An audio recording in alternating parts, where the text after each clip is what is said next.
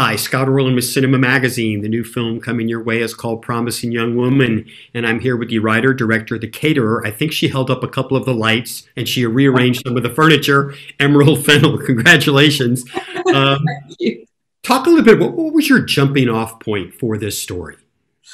Well, I think I've always been a huge fan of the revenge thriller genre, but I think I'd never seen something that felt like a truly female revenge movie, where female rage manifested itself in the kind of ways I think it might. And so for me, really, the starting off point was, what would I do?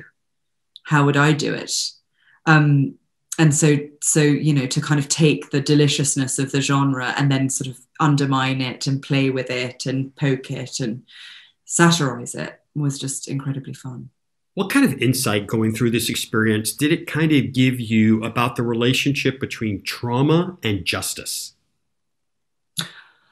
I mean, it's such a complicated question because I don't know that there is. I think the unfairness is that there is not necessarily a clear relationship between trauma and justice.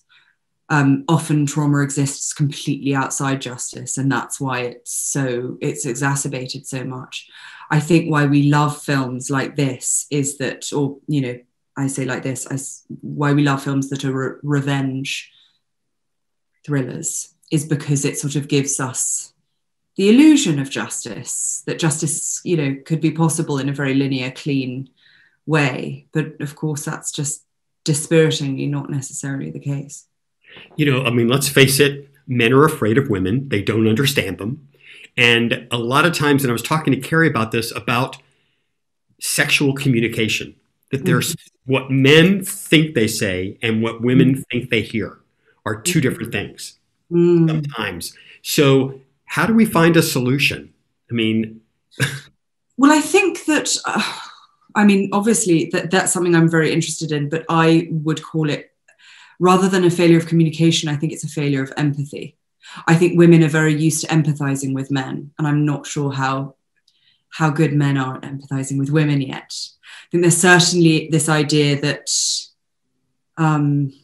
that there are tricks. There are ways of managing women. There are ways of tricking them into doing things. There's still this very old-fashioned idea that, the art of seduction requires quite a lot of smoke and mirrors.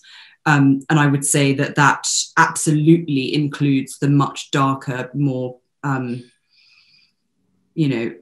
sinister things like pouring a woman's drink slightly more than you pour your own. These are things that there's nothing in this movie that wasn't completely common when I was growing up. There's nothing in this movie that wasn't in comedy movies that I grew up with laughing about, How do men and women communicate? I suppose the question might be better, how do men start noticing what women feel? Because if men are frightened of women, then I'm not sure they've thought about how frightening men are to women.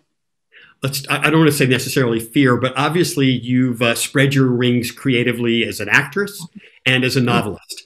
How interesting was it to be a director? It was amazing because it's just it was just wonderful. I was really lucky that everyone I worked with was incredible, and I love making things with people, and I love making things physically. And there's nothing really more physical than making a film in a funny way, because you're building a whole physical world. So it was unbelievably grueling and exhausting, but it was also the most fulfilling, best time of my life. I've never enjoyed anything so much, or loved it so much as the people who are working with me. I could definitely say it was a crowning achievement to get in another plug for you just to do that. But Emerald, thank you so much. The movie is called Promising Young Woman. And this is Scott. Till next time. Thank you, Scott.